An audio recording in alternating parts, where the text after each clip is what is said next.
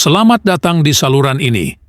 Hari ini, kita akan menjelajahi kehidupan legendaris seorang ratu yang mempesona, Cleopatra. Saksikan hingga akhir video untuk mengetahui kisahnya yang penuh intrik, kebijaksanaan politik, dan kecantikan yang memikat. Jangan lupa untuk like, subscribe, dan tekan lonceng notifikasi agar tidak ketinggalan konten sejarah menarik lainnya. Mari kita mulai. Siapa yang tak tahu Cleopatra? Dikenal sebagai Cleopatra VII, adalah salah satu ratu yang paling menonjol di zaman kuno.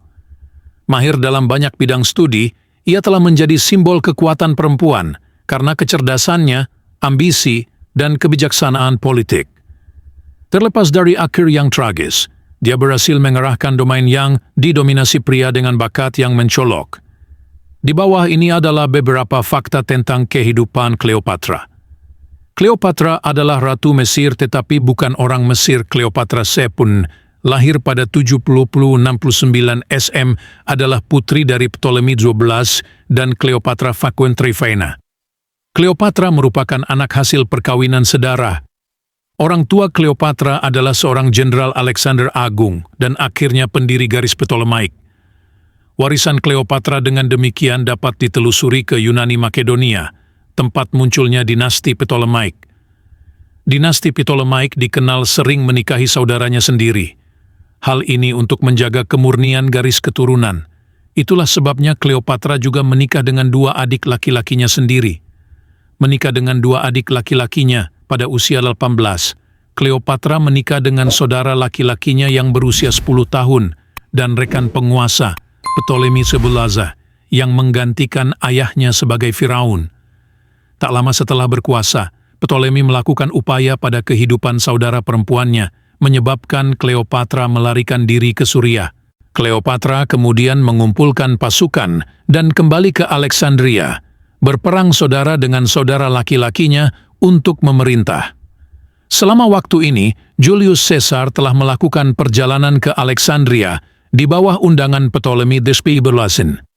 Namun, Cleopatra memenangkan dukungan Caesar dan pasukan gabungan Romawi Mesir. Mereka menggulingkan Ptolemy XII.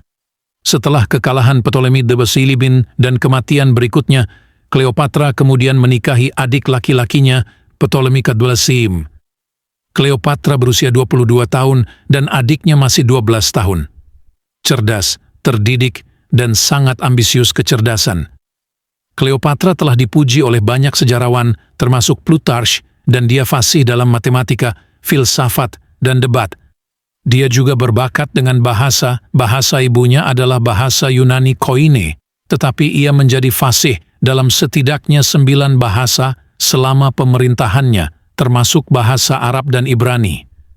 Cleopatra adalah satu-satunya Firaun dari dinasti Ptolemaik yang mempelajari bahasa Mesir, yang membuatnya menjadi pemimpin yang efektif karena dia dapat berkomunikasi dengan pasukannya tanpa penerjemah. Cleopatra memperkenalkan tahun Kabisat selama perselingkuhannya dengan Julius Caesar. Cleopatra membawanya ke Universitas Alexandria kuno. Di sini, dia memperkenalkannya kepada seorang astronom bernama Sosigenes dari Alexandria yang mengusulkan kalender yang mengikuti siklus matahari daripada kalender lunar sebelumnya. Kalender ini menampilkan 1 hari tambahan setiap 4 tahun untuk konsistensi, sekarang disebut tahun Kabisat. Caesar mengadopsi ide tersebut dan menerapkannya di Roma pada tahun 45 SM dan 1 tahun kemudian di Mesir. Nama Caesar dan Kaisar Romawi berikutnya menjadi nama bulan yang masih kita gunakan sampai sekarang, seperti Juli, setelah Julius, dan Agustus, setelah Agustus. Dia dihubungkan dengan Dewi Mesir Isis. Banyak penguasa Yunani dan Roma kuno menghubungkan diri mereka dengan dewa-dewa untuk mengiklim kekuatan atau pengaruh ilahi.